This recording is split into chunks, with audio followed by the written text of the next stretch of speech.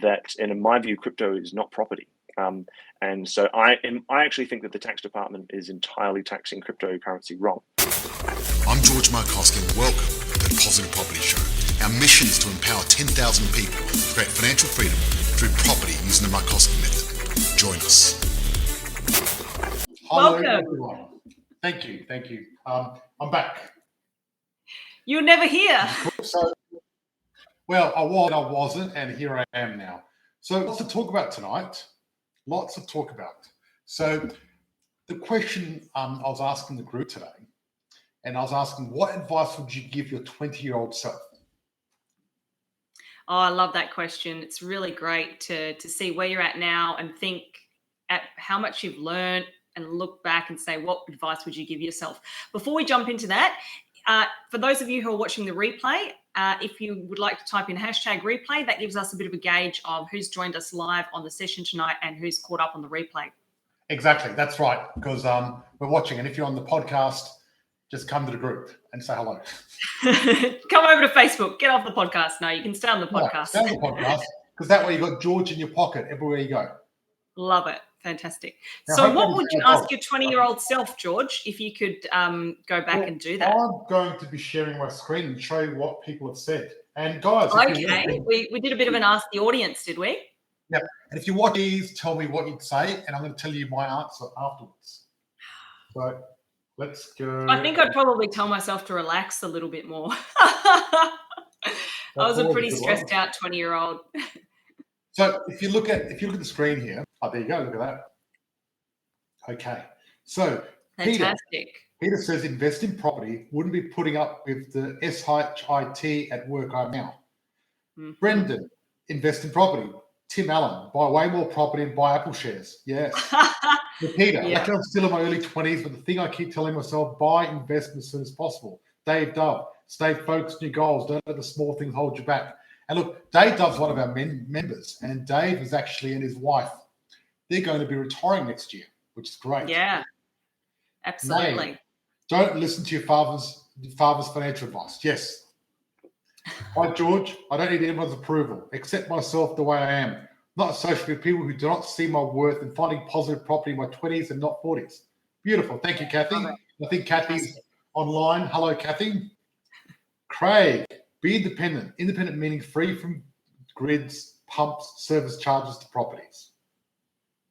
There you go. Start lasering my hamstrings. There you go. I don't know what that means, but do not expect life to be as easy as it is. And I wrote, join me tonight, and I'll tell you. So, guys, if you want to tell us what we tell you 20 yourself, I'm very, very curious. Look, there's a lot of good advice there, but the main takeaway I'm getting is that everyone wishes they had invested in property sooner. Yeah. So when I was in my 20s, I was supposed to go to university. And because my parents drummed it into me from a young age, you have to go to uni, you got to become a doctor or a lawyer or something like that, or a scientist. And I actually loved science. Science I just love, and what I loved is I wanted to be a scientist. So I waited to get into uni. I got my letter. I got accepted, which was great. And during my holidays, Got a bit of a dodgy connection there. Let's hope George comes back online. I don't know if I'm coming through and you're still receiving me, but our internet has been a little bit choppy here.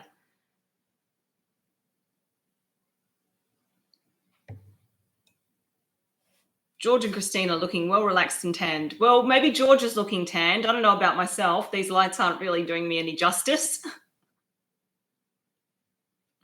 So hopefully I'm still coming through. I know George looks like he's pretty frozen there. And we're back to just me. Welcome to the Christina Markowski Show. For those of you who don't already know me, I'm Christina Markowski. And welcome back, George. Hey, Christina, you look as beautiful as ever, by the way. Thank you. Right. Thank you very So much. in my early 20s, I'm going to start again.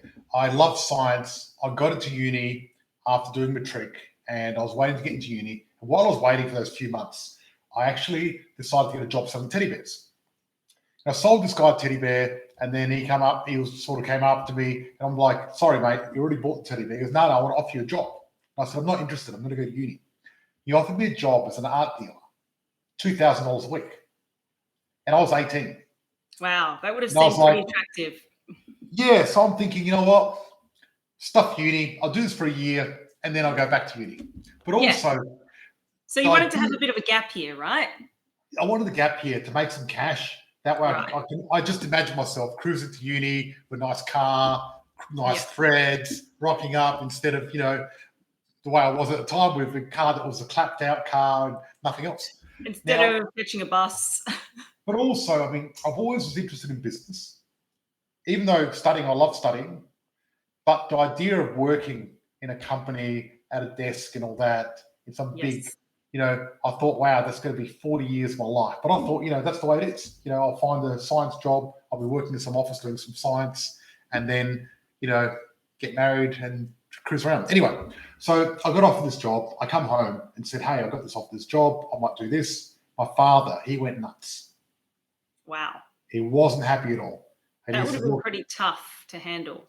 Well, he said, look, he goes, if you think that, going and getting a job and because I always talked about being in business. I talked about Think and Grow Rich. I read that book and I was into that sort of stuff. He goes, forget all this Think and Grow Rich stuff and all this other stuff that you're doing.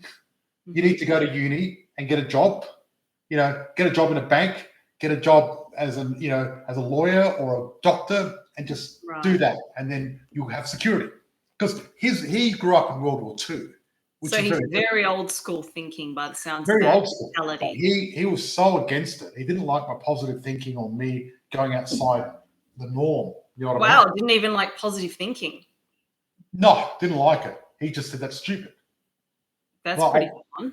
Yeah, because I was saying, look, you think positive. He goes, positive thinking does nothing for you. I go, sure it does. I'm going to think positive. I'm going to create the life that I want. I'm going to be successful. Absolutely. And he goes, oh, no, you're not. You can't do it by thinking positive. You've got to work hard, get a good job, and just work really, really hard. He can bring out a new book. It's called Think Negative, Get No Results.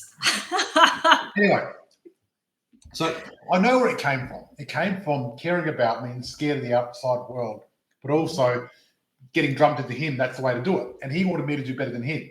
He said, you don't want a job like me, because he was working at Holdens. Yep. So he was working in a factory. So for those of you who don't know, Adelaide had a big Holdens factory where they made all the cars, and that supported a lot of the blue collar workers, majority of them actually. Absolutely. My father worked there as well, and it shut down pretty much overnight, and most of the people were just left without a job, bang, overnight.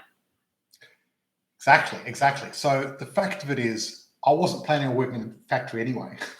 I already started a few little businesses, side hustles while I was at, while I was in primary school and high school. So I had a bit of experience. I mean, I used to negotiate for the family, get us good deals. So I was already into it. Anyway, it got to the point where every time we'd have dinner, he'd go, you're a loser. You're going to be a loser if you don't go to uni. And I was wow. So luckily, with this job opportunity, I got to move to Sydney. And I tell you what, leaving home, even though it was scary, because imagine being 18, moving to Sydney, where you're looking around with big buildings and, I heard people get stabbed and shot, and I was so scared, you know what I mean? It would be very scary, but at the same time, you're getting out of that negative environment and you're getting into a new environment, being surrounded with different people, and you're going to be working in the industry where everyone's sort of got the same goal as you. Totally. But the thing is, you cannot become an adult by living at home.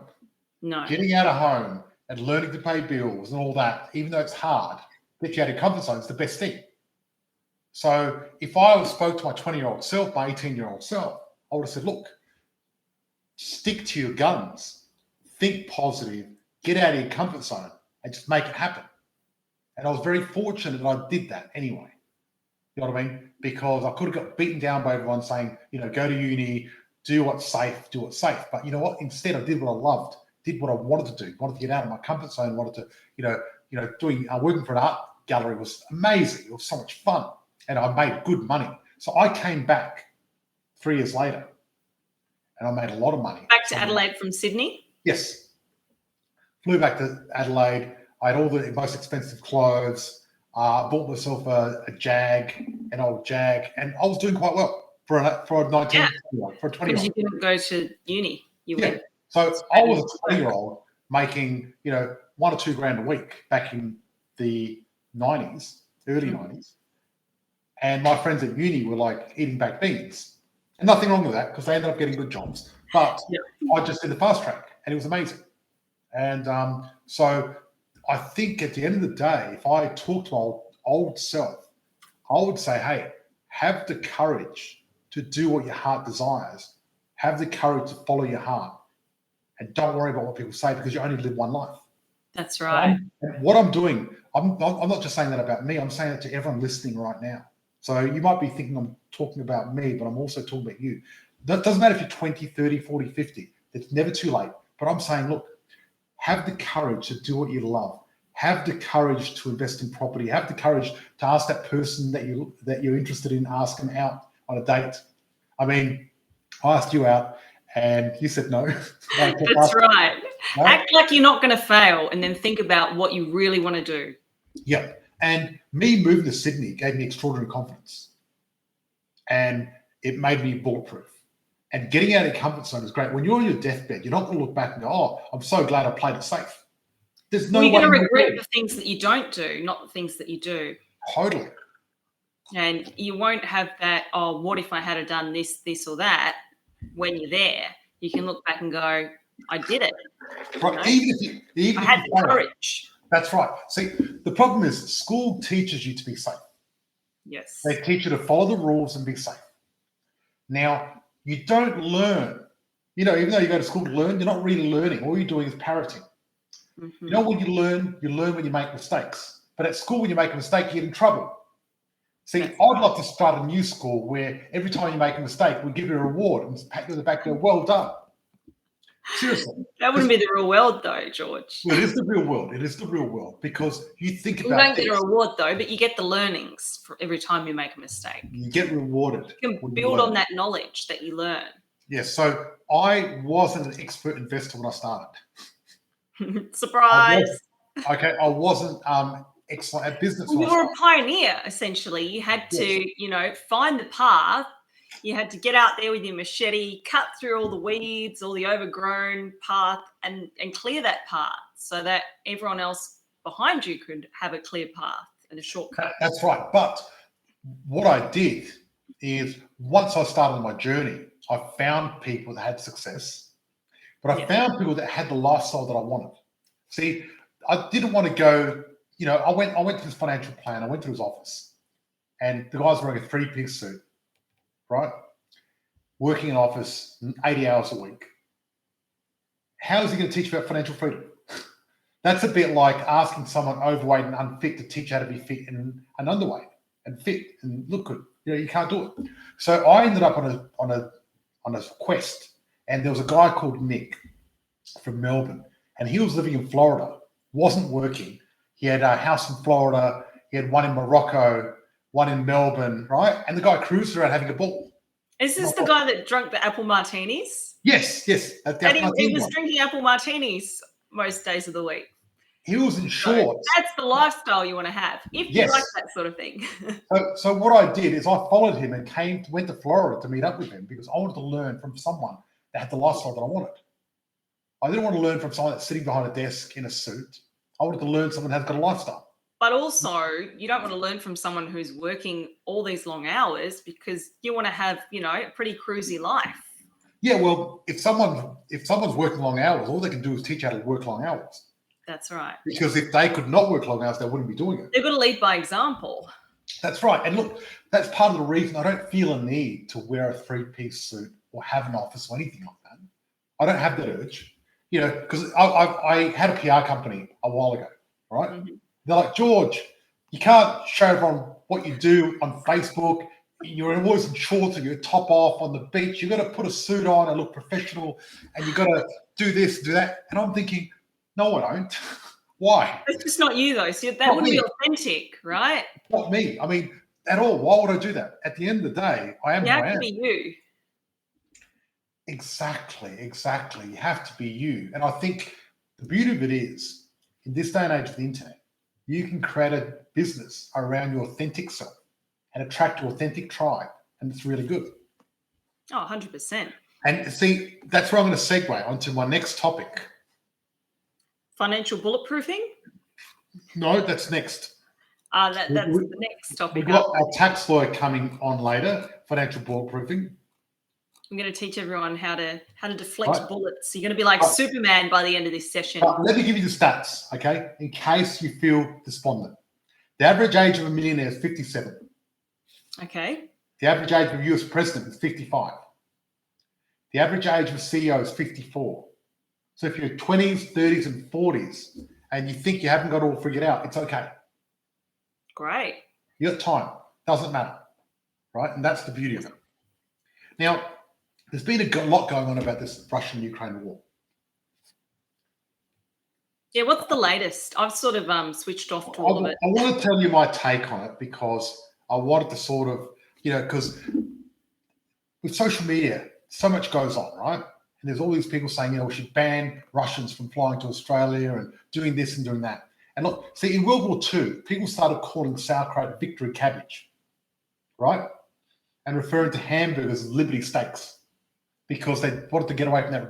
They associated with the country it came from, yes, right? That's right, Germany, right? But the reality is only 9% of Germans actually joined the Nazi party.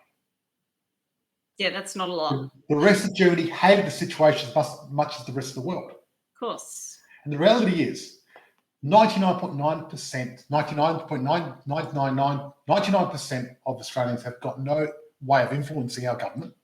Mm-hmm. Right? Also, 99% of Russians and Ukrainians have got no control over what their government does either. Of course not. Right? So that's why I'm not going to go hate on a population just because their government does something stupid. It's not the people, it's the government. That's right. But see, when the media is inflaming your hatred, the more you hate, the less you start thinking and the easier to control. Absolutely. Right? So what I want to do is I want to feel, I want to send love to every human harmed by the war, including the Ukrainians, the Russians, everyone else in Europe, Australia, all over the world, because everyone's getting affected by it. Well, it's not a nice thing to happen at all. It's terrible. And it's bad for everyone. No one wins out of it. And the point is, I don't think that the Russian people, the Ukraine people can control the people supplying the weapons win. Yeah. So got to think about that. Yeah. So there's going to be, these sanctions could trigger global market events. Absolutely. And I was recently interviewed with Martin North on his podcast, and we were talking about what's going to happen to property. He was asking me. Martin North, where's he from, George? A little bit of background on Martin. I was on his YouTube channel recently. I'm going to Google it and find out. I've been there a few times. He talks about property, stocks, and finance. So he must be a bit of a public figure. Yes, Martin North YouTube. Here we go. Came up. Okay, so he knows about property, stocks. That's right, exactly. So he sounds like he's a bit of in the finance sector. That's right. And he was asking me about what's going to happen about.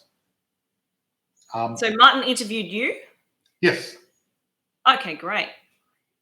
So there you go. And anyway, you gave your 2 cents on yes, I gave my 2 cents because what happened was, I don't know if you remember, about 8 days ago, about 2 weeks ago, I predicted petrol was going to go to $3 a litre. Yep, you picked it. And 2 days later, what did it do? It hit $3 a litre. It's almost like you got a crystal ball. And look, I call it the way I see it, and I'm generally within the trend. Sometimes you can't nail it, but the $3 mark hit it on the spot here in Adelaide. We had $3 a litre petrol. It's gone down again now, luckily. Right. So it hit a bit of a peak and then tapered off, did it? Yeah, that's right. So the initial sanctions, everyone went a bit nuts, and then things are becoming normal again. Okay. What did you and Martin discuss then on the show? He was asking me about what property market's going to go up, which one's going to go down. Mm-hmm. And I suggested that maybe Melbourne and Sydney have hit their peak. Yes. And they're probably going to have a bit of a correction this year. Right. So if you've got properties in Melbourne or Sydney, be warned, there's going to be a slight correction. I would be thinking particularly apartments in those states. Well, for a bit of a correction. They already have had a correction. Yeah. A big correction. They've been correcting for a while. Yeah. Right? Still going. They've been correcting for a while, but there's some good news if you got apartments in Sydney and Melbourne. And the good news is that we've got a shortfall of dwellings, which are going to be caused by net overseas migration. Yes, so the border's opened up now and we've got overseas migration happening. Yep. So what's going to happen is we're going to end up with about 235 to 250,000 people per year coming to Australia. Yeah, wow. And they're going to need somewhere to live. Yes, but well, not all of them. But they're going to live in tents. Yes, they're going to be living on Christmas Island. No, I'm joking. That is a terrible joke. Some people get caught there, unfortunately. But no, what happens is out of every 3 people that move to Australia, you need one house. One dwelling. That's right. One dwelling. Because kids can't buy their own house. They're under 18. No, they can't. They can't. Unless they join our program with their parents. Yes. We do have some very young investors on our program, I must say. Yep. So over the next 40 years, they expect us to gain 13.1 million people. Wow, that is massive. So they reckon our population is going to be 38.8 million. Yeah, well, Australia does need population growth. Like, hasn't our population been sort of going steady or if not declining? Yes, our internal has been declining. Now, this is the deal. You know what that means? That means the next 40 years, we're going to add a Sydney, a Melbourne, and a Brisbane. Bring it on. Is that amazing? Hoping Adelaide can finally catch up. Oh, you never know. We'll see what happens with this Please, election. government, get your shit together. No, I love the traffic situation we've got. I like that, we haven't got a lot happening here, so there's not a lot of cars on the road. No, but also where we live, there's no parking, so no one's here ever. That's true. So the vacancy data for January has come down, and our vacancy rate in Australia, even though we had no migration, has gone down to a 16-year low. Wow. Right? So we're just packed to the rafters. The fact of it is we just don't have enough properties at all. We need more properties. Yeah. It's as simple as that. So the deal is a lot of people are scared from the Russian-Ukraine war, and a lot of people going, oh no, property. And this happened during COVID, remember? Yeah, so same during COVID, thing. And every time something happens, everyone's like, oh my God. Same thing, different day. That's right. And the thing is, Christina, how many times have we seen this? Mm-hmm. Right? We've seen so everyone holds back from putting their properties on the market. Or buying property. There's a massive rebound effect. Yes, but people are too scared to buy, and they've always got an excuse. Oh no, COVID. Oh no, Russian-Ukraine war. Next thing, There's always going to be something. There's always going to be something in the news trying to scare you. That's right. Right? The news, they say. How do you think they sell the newspapers? How do they get people addicted to watching the news and all this negative stuff coming out? It doesn't matter. It's going to keep happening. Yeah, and the fact meanwhile, you could actually be making money out of your investment properties. Hello. Yeah, and what's happening? I get this all the time. People go, "Oh, do I wait to get into the property market?" And this is the answer to that. No, you buy property, then you wait. Then you wait. That's exactly right. So many people got it wrong. So many people, what they think is, let's wait and then get into property. But see, while you're waiting, how much money are you making out of property? Zero. So but meanwhile, you're actually losing money if you've got money sitting in the bank because interest rates keep going down, property prices keep going up. You're not even keeping up with inflation. That's right. So the fact of it is, they got it all wrong. People that think they can wait and get into property, they've got it completely wrong, and they've got to turn it around. It's a lesson they maybe need to learn. But you know what? What a better idea is back and telling their 20-year-old self or their 30-year-old self, should have brought more property. That's exactly what will be happening. Well, you saw those comments in our Facebook, and most people said, should have bought more property. And I say to my 20-year-old self, buy more property. Get in there and buy it. If I had a time machine, that'd be great. Absolutely. Yeah. So that's what's happening, right? So consumer confidence has gone down. Yes, well, that's not surprising. Business confidence has gone up. Yep. Now, I don't know if I mentioned this last time about trade balance. I think you touched on it, but say what you're going to say anyway. We are very positive, looking good. We're kicking ass. Cool. Yeah. Trade balance is a positive thing. Yeah, exactly. That's right. Exactly. Now, last week we spoke about the fuel and everything. This week we're talking more about, other stuff like that. Yes. Yeah. So, asset protection. What we've been waiting for, how to bulletproof your assets. That's right. Look, there's no point in building an empire unless you're going to protect it properly. You need to protect your empire. Now, this is the deal, though. When you do asset protection, you got to get it right. Yes. This is the one thing you can't muck around and do it half-assed. There's companies on the internet in Australia charging a lot of money to do asset protection, but they're missing two vital steps. I've looked at their program because a few of our members actually emailed me through. Mm-hmm. I don't want to mention the company name, whatever, but they emailed me through. It's $10,200 to do this program. Wow. And look, that's okay if you're covered. If it does everything you need, absolutely. Yeah, the price is okay, but cheap price to pay for protecting, $10 million worth of assets. Or whatever. But you know what? Especially when you can use it for the rest of your life. Exactly. But if it doesn't work, what is it worth? Zero. So even if you pay $10 for it, it's actually not worth it. Yeah. So if you're going to buy an umbrella to keep you, rainproof, you've got to bet an umbrella without holes in it. Even if an umbrella's got no cover on it and doesn't cover you at all, doesn't matter what price you pay for it. I'm just picturing an umbrella now with just the wires coming down. And that's what most asset protection is, an umbrella with just the wires. That's not real protection.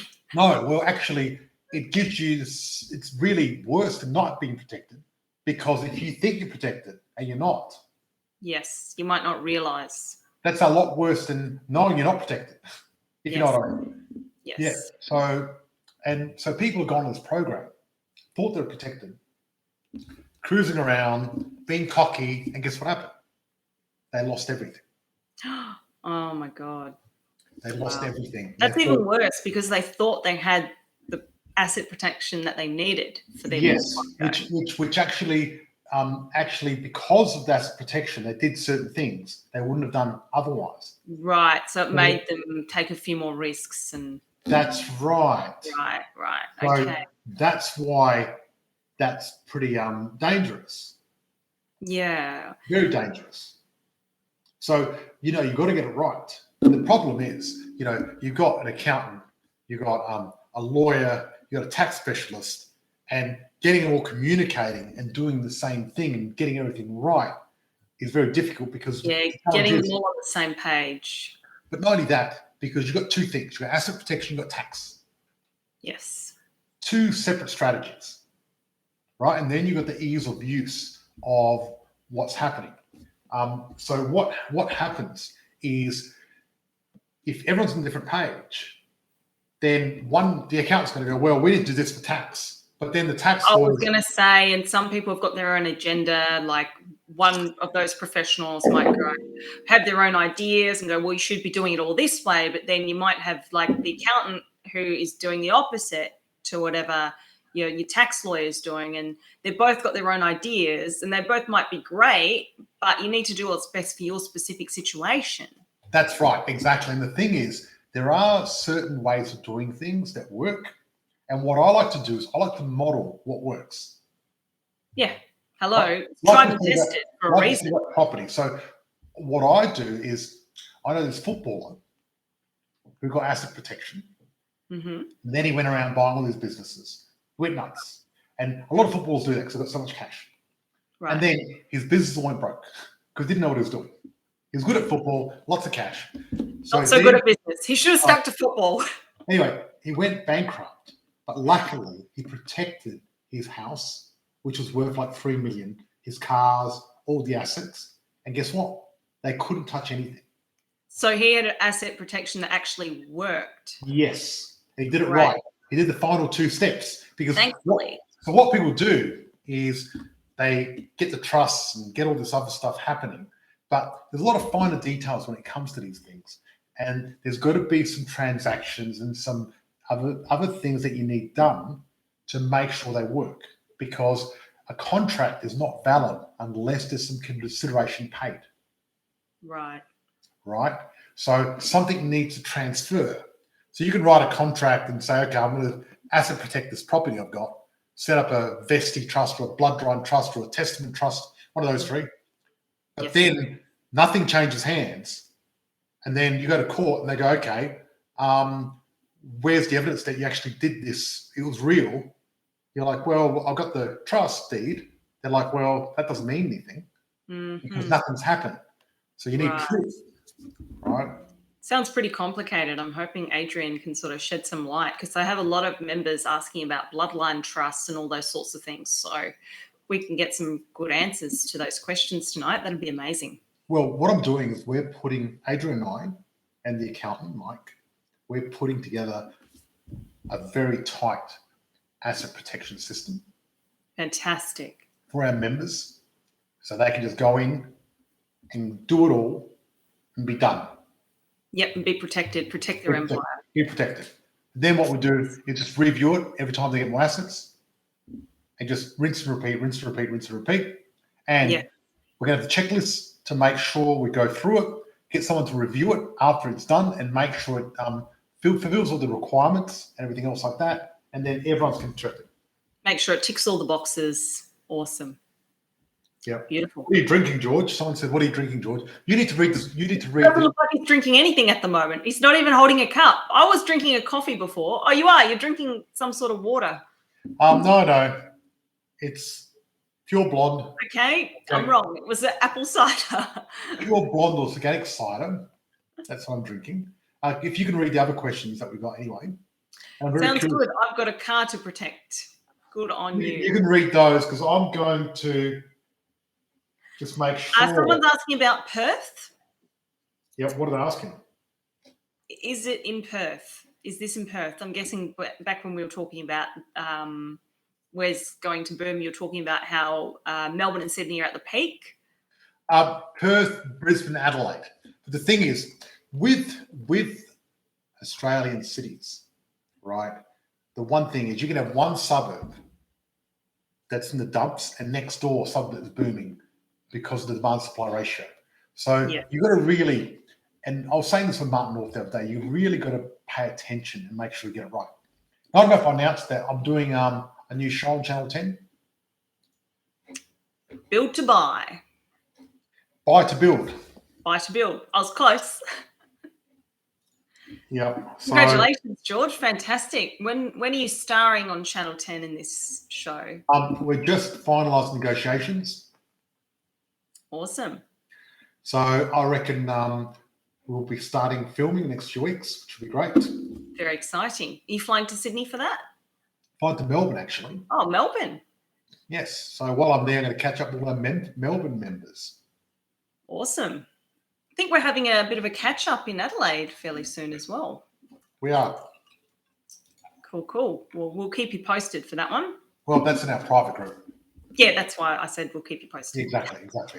So our members are catching up with us. We're going to hang out, have some food, some drinks and stuff like that, which is going to be fun. That's right.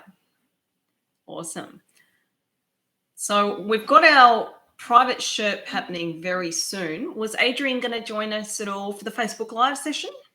I thought he was. I'll see what happens. We're going to have a bit of a chat and see what we do, and we'll find out what's happening. We'd like to get him on, even if it's just for 10 minutes or so, just to introduce himself, say what he's all about, and see what's happening.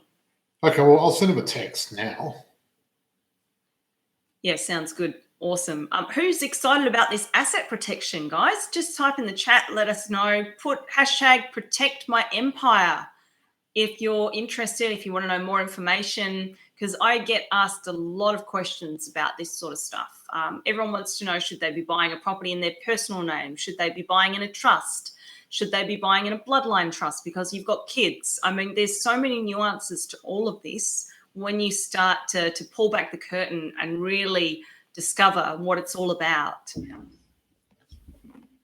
Exactly. Look, I think at the end of the day, like you said, if you're building an empire, you need to protect yourself. It's very important. 100%. I mean, you look at what's happening now with those Russian oligarchs. Yeah, what happened? Tell us. Well, okay, so what's happening is part of the sanctions is all these Russian oligarchs, all these billionaires. The West is taking their yachts and all their possessions and things like that. So what a lot of them are doing now, like, for example, Abramovich, right? Abramovich is a Russian citizen, but he's also got citizenship in Portugal and also in Israel.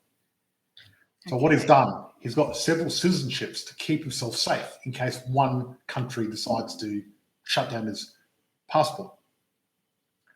Then what a lot of these oligarchs have done is they've moved their yachts to the Maldives, which has got no extradition treaty with US. So that way they can keep them there and no one can take it off them. I mean, some of these yachts are worth like $900 million and they cost $180 million a year just to maintain. Yeah, wow. That's insane.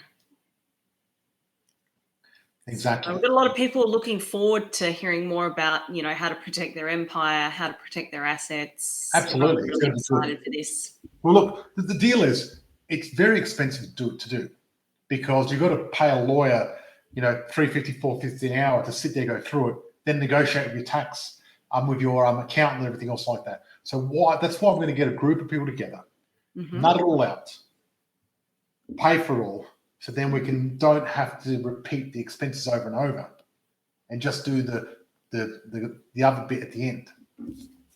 Fantastic. Big Kev is here. He's excited. Awesome. Thanks for joining us tonight. Hello, Big Kev. My name's Big Kev, and I'm excited. Awesome. Fantastic. Cool stuff, guys. Beautiful. Well, Okay, look, there's a lot involved with it. So we'll get into everything that's involved around how to set things up, setting up trusts, companies, structures, whatever you need to do. How long have we got?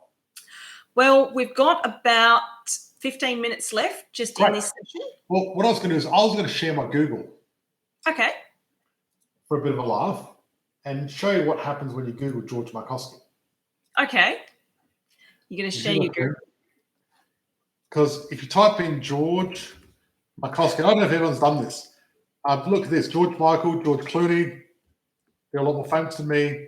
And then as soon as I put MAR, there I am, George Markowski, author. So if I finish this, look at the first thing that comes up. George Markowski wife. And then George Markowski reviews, George Markowski net worth, Click on George Markowski wife. I want to see what comes up. Okay, let's have a look. There I am, puppy. So what here? George Markowski surprises his wife with a puppy. Again with a puppy. The big proposal. Surprise my wife with a car. Meet George Markowski. That's pretty awesome. The real life Monopoly man. Awesome. So what's this? How to buy investment properties in real life. Here we go. Then we got this investor, smart property investment.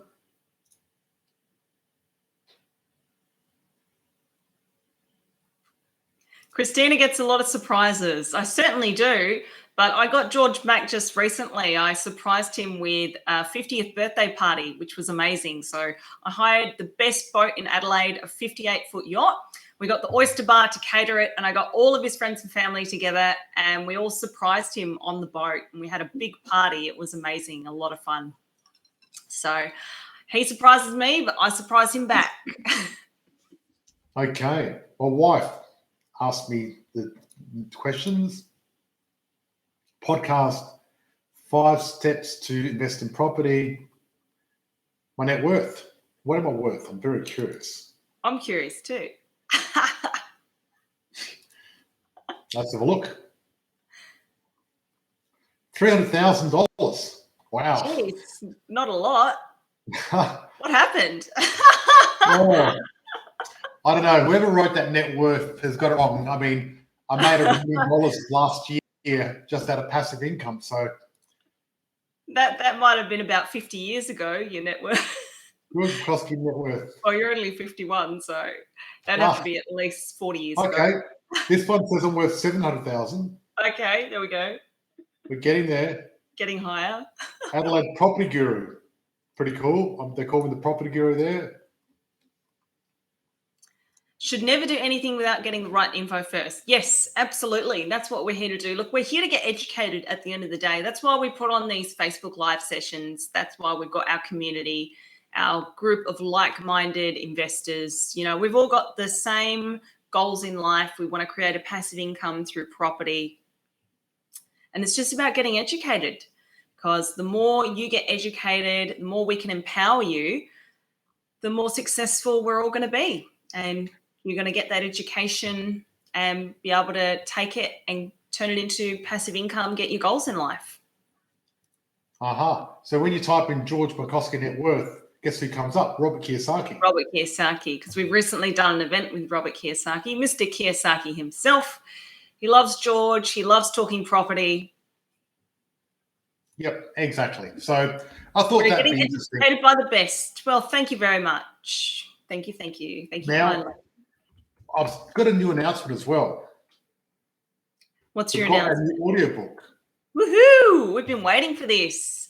It's been the long-awaited audiobook, Freedom Through Property, bestseller. Amazing stuff. Audible. No, can't find it. Need to talk to my team and find out where it is. We've almost got an audiobook, so We have. stand by for magic. We've got the book, but not the audiobook. I don't know why. We just need to get the links all sorted. Okay, what's this here? What does this say here? We definitely got it up there on Amazon.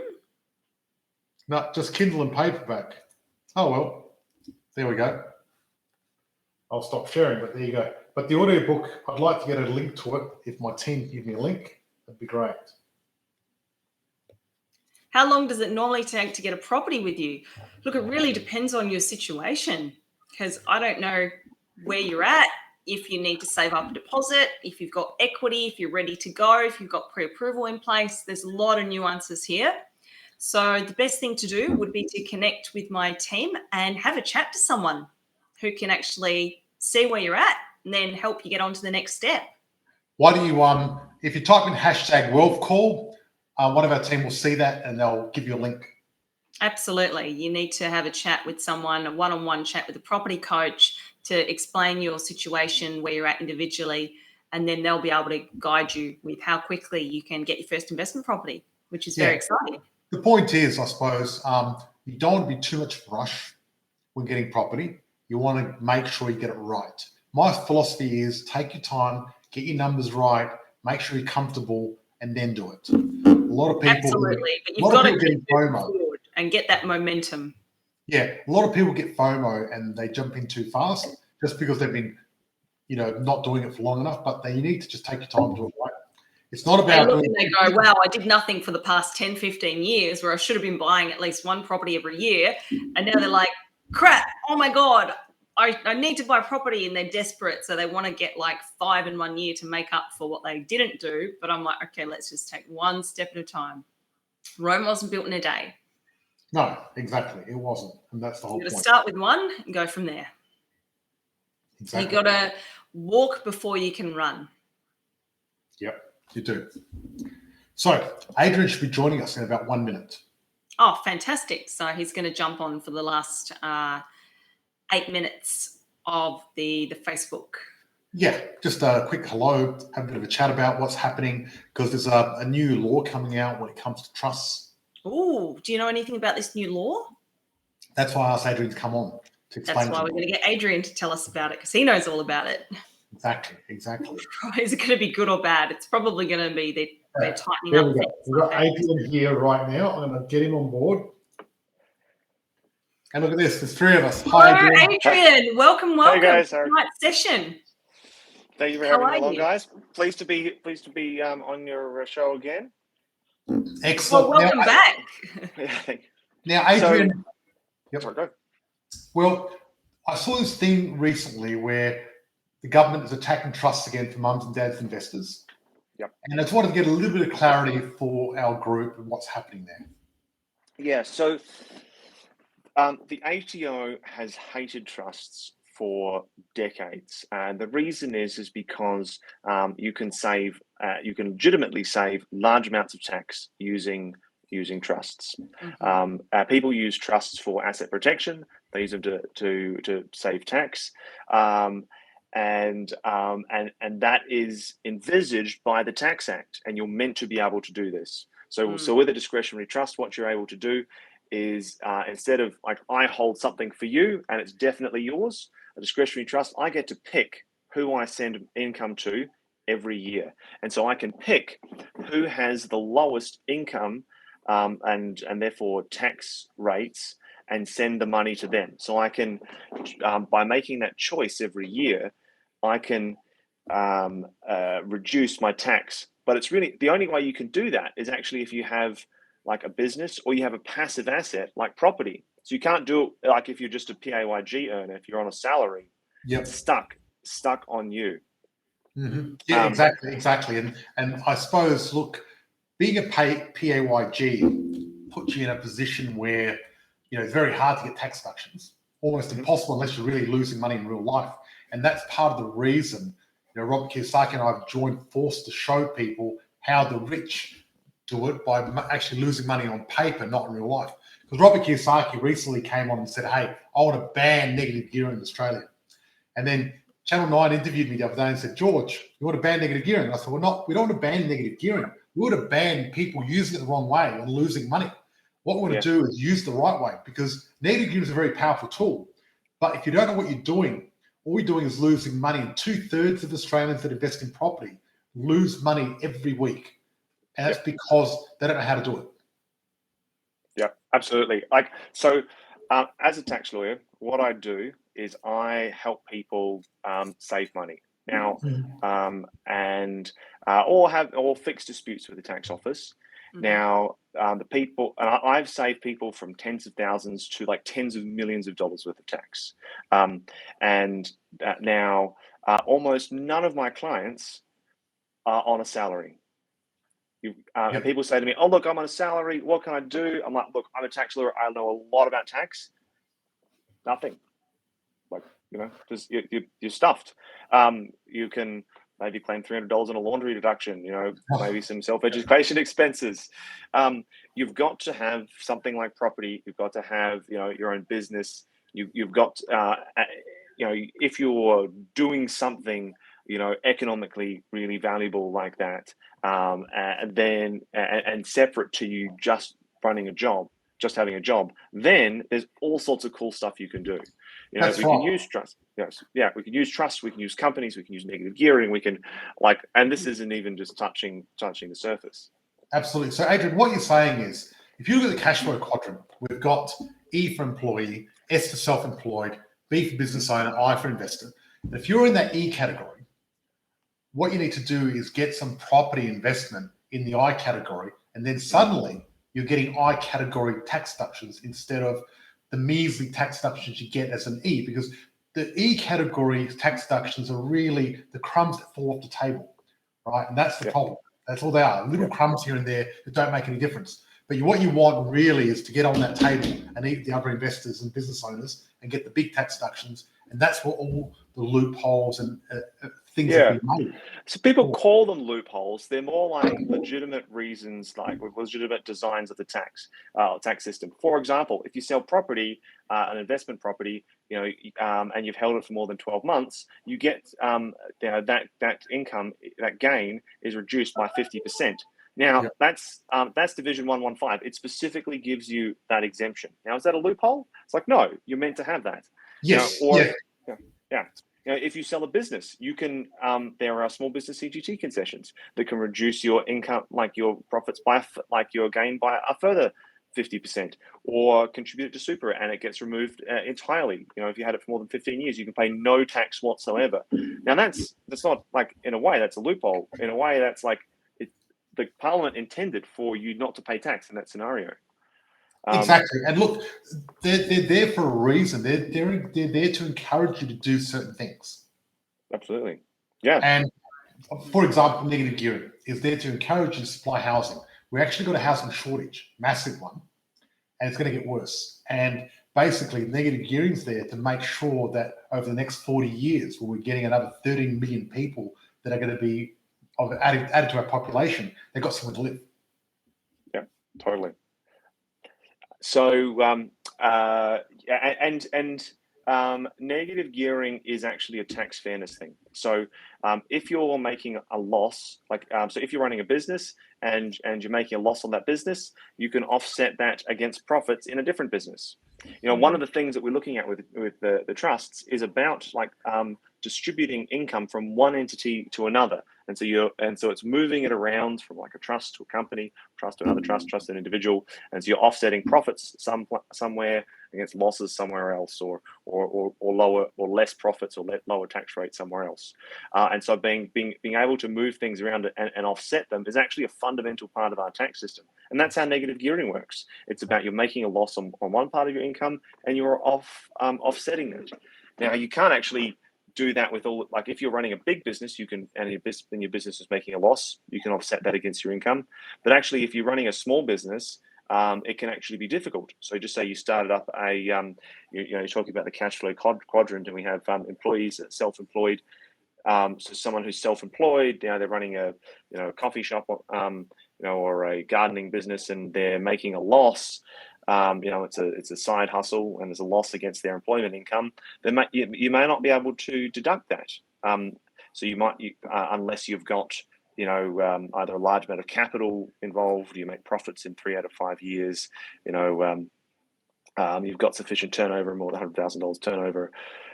So there's a lot of plant and equipment involved. So there's rules for like non-commercial businesses, whereas there aren't those rules for negative gearing.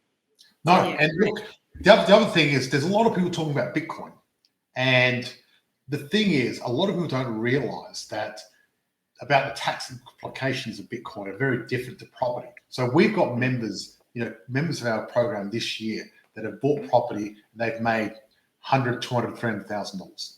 And even though they've made that money, because we're depreciating, we're actually made a loss on their income, even though they've made $200,000 or $300,000 in equity. Now, but if you did that in Bitcoin, and let's say you made $200,000 in Bitcoin over the last 6 months, how would that affect you? It'd be very different, wouldn't it? So one of the problems is that with cryptocurrency, people very rarely buy and hold. Most people who own crypto are constantly trading it. They buy, sell. And so what that means is that they are disposing of their assets, even though they've got, a constant amount of crypto. Maybe they sell their Bitcoin and they buy Ethereum, or they buy Dogecoin, they buy, Doge Moon Coin, or they're buying and selling things means that there's a disposal. And where I've seen a number of people have difficulty is they're buying Bitcoin, they sell it, when it's at like $80,000, they get $80,000, they invest in some other crypto. Now they've just made a huge capital gain from say like $20,000 to $80,000. That's great, but then they buy Ethereum, say, and then that Ethereum goes down from $80,000 to $20,000. You go, wait a second, you started at 20, went up to 80, back down to 20. It's all even. Well, actually, from a tax perspective, you've made a $60,000 capital gain. And you have to pay tax on that. Yeah, I was going to say that they have to pay tax on all the profit that they make, essentially. So but they didn't make any money in real life. Doesn't matter. It's not the way the tax department sees it. Yeah, no. And so particularly with like the big slide in Bitcoin, and crypto this year, I'm really expecting a lot of people with that problem. I've seen it in past years. Actually, I have I do a lot of work in crypto, and I've just finished a big paper on this. That, and in my view, crypto is not property. And so I actually think that the tax department is entirely taxing cryptocurrency wrong. Now, that's not for you to challenge unless you've just lost, come up with a $200,000 tax debt, like in that scenario. If you owe the tax office, $500,000 or something, then I have a really good method for you to get out of that. If you go, well, I've just been hit with $10,000, it's not worth fighting. Exactly. If it's big enough, then it's worth fighting, definitely. Yeah, 100%. but for people, there are lots of people who just are not complying, and unless you've got heaps of money and you've got a really, really, really clever idea, the tax office will roll you. You have to follow what they're saying, and it's with such a volatile asset. It goes up, goes down, bam! You've just crystallized a huge gain, and a whole bunch of problems for yourself. Actually, I'm curious about this. I'm wondering. Well, guys, I'm going to head on over to our private SHRP session. Okay, we'll see you there in a minute. You'll be joining us very shortly. Yeah, shortly. Lovely to see you, Adrian. I'll see you in 3 minutes. Thank you, Christina. She's tough, isn't she? Yeah. See you later. See you, Christina. I was thinking about actually accepting Bitcoin for our program. So I'm wondering how that would work. If anyone's listening, type in the chat if you'd like to buy something like this on Bitcoin. I'm very curious about that to see, if it's worth setting up or not. So if someone says that. Now, what we're doing is in about 3 minutes, we're going to be going into our inner circle. This is our paid membership. And this is where we're going to go into the nitty-gritty and explain the new tax rules and what's been happening with the new trusts and how the government what they want to do and how we're going to find our way around it legally. Yeah. And that's the whole point. And that's why we got you on board, Adrian, because you're a genius when it comes to that. You're brilliant. And also, I was explaining to everyone that we're launching a new asset protection program later in this year, because there's a lot of people out there doing asset protection that have got it wrong. And absolutely. There's one company in particular that's selling their program for $10,200. They're saying it's a complete thing. And people have bought this thinking they're safe, but they've missed the last 2 steps. So they've done all the first few steps. They missed the last 2, the most important ones, as you and I know, which we're going to explain next. And then what's happened, there were a few people that thought they were bulletproof, and now they've lost everything. Yeah. Completely. It's really unfortunate. So I help lots of people both at that asset protection stage, but also when these structures are coming under attack. And the thing that you're talking about, and then we can talk more about in the SHRP session, is I really struggle to think that it would stand up to rigorous attack. That's right. And the thing is, if you want someone to protect you, have someone that's actually been in the trenches and fought this war, like yourself, Adrian. You've done this. You've fought this war a few times, number of times, and you know how they attack and how to counter. But people that just do this, they go on the internet and go, oh, this is how you do asset protection. We're going to sell this program. But they don't actually know how to do it themselves. They've never been in the trenches. If someone that doesn't actually have the runs on the board in real life, you shouldn't be taking their advice. No. And particularly when someone comes up with some kind of strange trust law. I'm a specialist in tax and trusts and technology, and so when I see someone say, I look on the internet, and now to me, when someone says something that's legally dubious, it's like, well, it's really obvious to me. Well, what's really dangerous is that when unless you're a specialist in trusts, something sounds cool, and so unless you're working with people that you know and you can trust and know what they're doing. It's really sad when I get people led astray. I'm actually dealing with some matters at the moment that involve, tens of millions of dollars worth of defrauding of people who have been sucked into bogus asset protection. Really? Not only were they sold an asset protection product that didn't work, but the people who did it are using it as an opportunity to steal from them. Wow. That's terrible. So you got to be careful. I think really at the end of the day, whenever you're looking for a professional to do anything for you, make sure they've actually done it themselves in their life. They've got the runs of the board. They've helped other people. You need to do your research, definitely. And that's why we've got Adrian, because I've known Adrian for a long time. He's done a lot of work on a lot of our members, and everyone's been very happy. And you've kicked ass, so it's been good. Thank you, George. Excellent. Now we've got our members waiting on our next program. Guys, thank you so much for joining us. I really appreciate it all. Remember, every Thursday we're here live.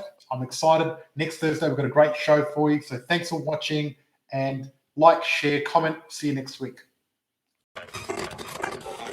Thank you for listening. I'm grateful for all our listeners around the world. If you found this podcast valuable, please share with someone that might find this useful, and please join our tribe of purpose-driven investors, increasing income and impact in our Facebook group, Positive Property. Please note, with a multi-million-dollar property portfolio and a passive income, I've become incredibly successful in investing in property. The fact of it is, however, many people may find investing in property challenging. It's not easy, and it takes a lot of hard work. However, becoming educated to make an informed decision and having the right advisors gives you the tools you need to succeed. The most important part of this formula, however, is to actually take action and apply that knowledge. It is important to understand the information I share is of a general nature only and is not taking into account your unique circumstances. If you're considering investing in any asset class, you need to seek the advice of an independent professional advisor who will be able to look at your specific situation. Be sure your advisor has actually achieved the kind of results you're seeking. Many won't have, so beware. We've taken great care putting those educational resources together. We'd be surprised if you didn't find any errors or omissions. If you do, our legal team says we have to say we're not responsible for those. In fact, as with all things, even your success, we're not responsible. That responsibility always has and always will come down to you and the actions you take. We're passionate about supporting you in that process and helping you increase your ability to create wealth, live the life you desire, and provide all the things you dream of for you and your family.